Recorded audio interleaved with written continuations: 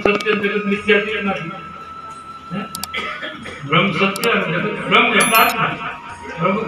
જગત એટલે જે આ દ્રષ્ટિથી તમને દેખાઈ ગયો આ ઝાડ છે કાયમ રહેવાનું એક દિવસ નષ્ટ થઈ જવાનું. આ શરીર છે અત્યારે દેખાય છે ત્યાં પછી નહીં બરોબર એ નષ્ટ થઈ જવાનું. એવી રીતે આ મકાન હોય કોઈ પણ વસ્તુ હોય એ બધી વેલી મોડી નષ્ટ થઈ જાય બરોબર. એનો વિનાશ થાય એનું પરિવર્તન થાય. પણ આત્મતત્વ એવું છે કે એનું પરિવર્તન કોઈ દિવસ થાય નહીં. ના આવે ના જાય ના જન્મે ના મરે. એને એટલા માટે અજર અમર અને અવિનાશી કીધો. કેવો કીધો છે? અવિનાશી એટલે એનો કોઈ આ વિશ્વમાં નાશ કરીએ કે એવો કોઈ છે નહીં અને કરી શકે પણ નહીં. અને એ તમારું સ્વરૂપ છે સતચિત ને આનંદ સ્વરૂપ આત્મા બરોબર. હવે એનું ભજન છે તો આપણે એ નથી કરી શકતા. પછી વચનનું પાલન તો એ નથી કરી શકતા તો પછી ક્યાંથી આપણને પ્રાપ્ત થાય? એટલે વાત બહુ મહાન છે.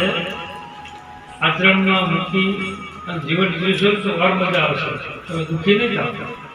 અમારે આ ભાઈની વાત બરોબર માણસ ગમે તેવું વિચારતા હોય પણ હું દાખલો તમને આપું. એ વાત મેં કદાચ 6-7 વર્ષ થઈ ગયા છે મારા અંદાજે.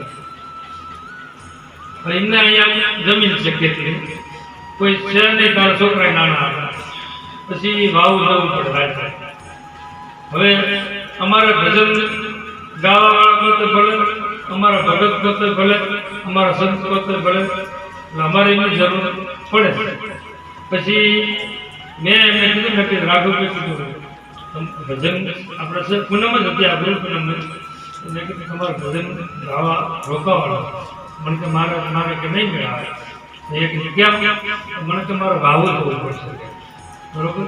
અને પાછું શું વીરના ઘસારા વાળું કહેતો મેં જોયેલું.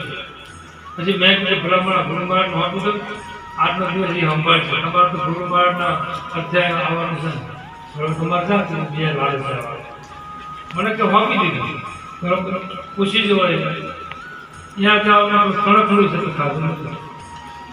એટલે પ્રમાણ તો તમને મળે તમને વિશ્વાસ વધારે તો પણ તમને ડબું થતું હોય એ શું કરે કે ભાઈ ગુરુ મહારાજ તો કે ખાઈ જાય કે ગળો પણ આવી ગયો આવું પડે ના પડે. એટલે આવા દાખલા તો આપણા આશ્રમના ઘણા છે પુરાવા પણ મારે કહેવાનું કેમ એ વસ્તુ એવું કહેવાય બરોબર.